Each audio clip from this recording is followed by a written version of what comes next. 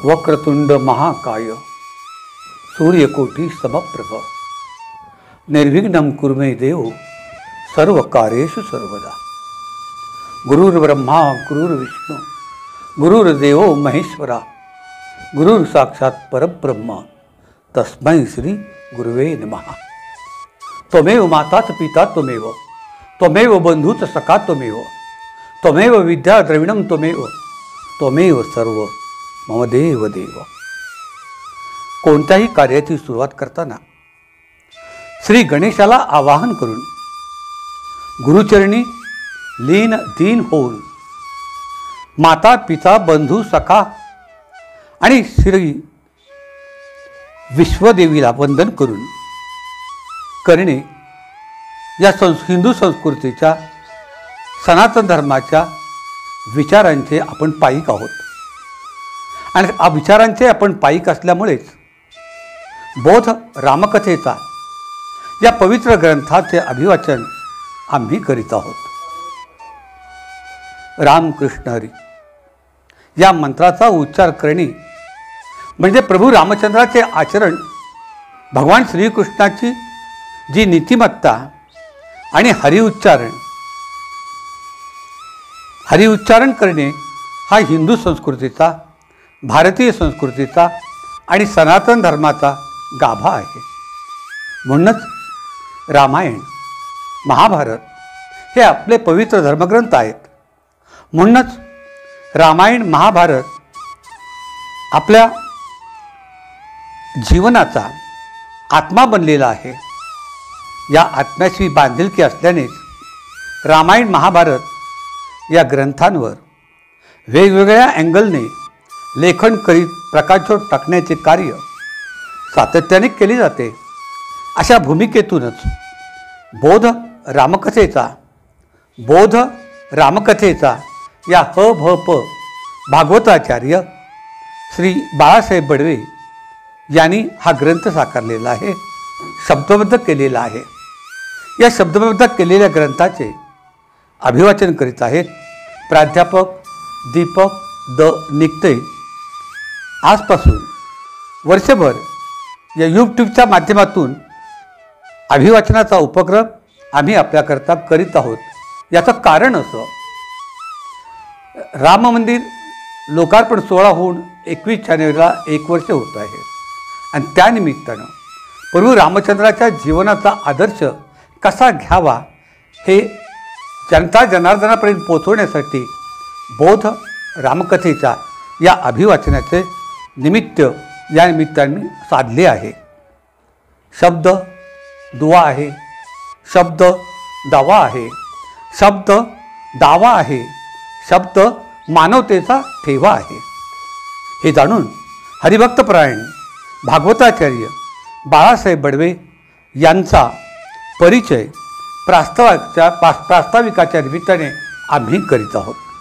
अखंड जयाला विठ्ठलाचा सहवास अशा बडवे घराण्यात श्री क्षेत्र पंढरपुरात श्री बाळासाहेब बडवे यांचा जन्म, वारकरी संप्रदायाचे पाईक, श्री विठ्ठलाचे उपासक, पिताश्री ह.भ.प.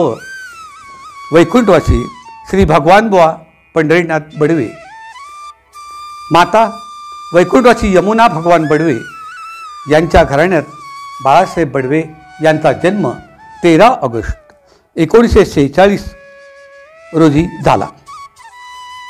बाळासाहेबांच्या बारसाच्या दिवशी वैकुंठवासी हरिभक्तपरायण प्राचार्य मामासाहेब दांडेकर यांच्या हस्ते त्यांना तुळशीची माळ घालून जणू काही दीक्षाच मिळाली। परिणामी धार्मिक भावना दृढ होऊन बाळासाहेब बडवे यांचा पिंड घडत गेला।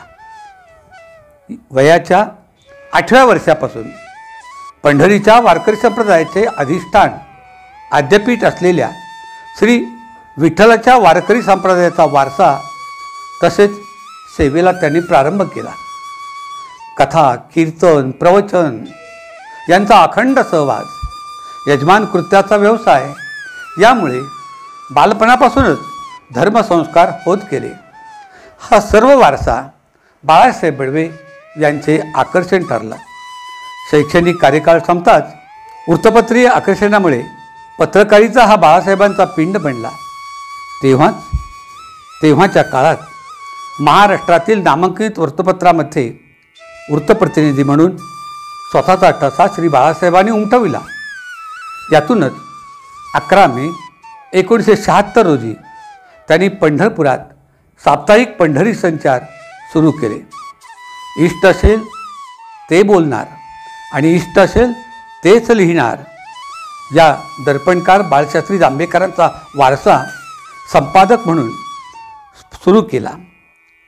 आज आपल्या अभ्यासाने ते वृत्तपत्रीय क्षेत्रात पंढरपूरच्याच नव्हे तर जिल्ह्याच्या पत्रकारितेत चालते बोलते विद्यापीठ ठरले आहे। 11 मे 1997 रोजी साप्ताहिक पंढरी संचारचे रूपांतर दैनिकामध्ये करण्यात आले आणि बाळासाहेब पत्रमहर्षी ठरले।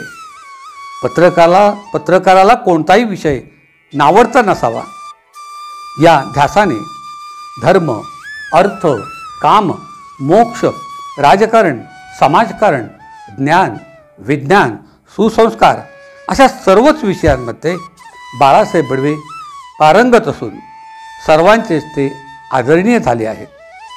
आयुष्याच्या उत्तरांगणात भागवतावर लेखन करून भागवताचार्य ते झाले।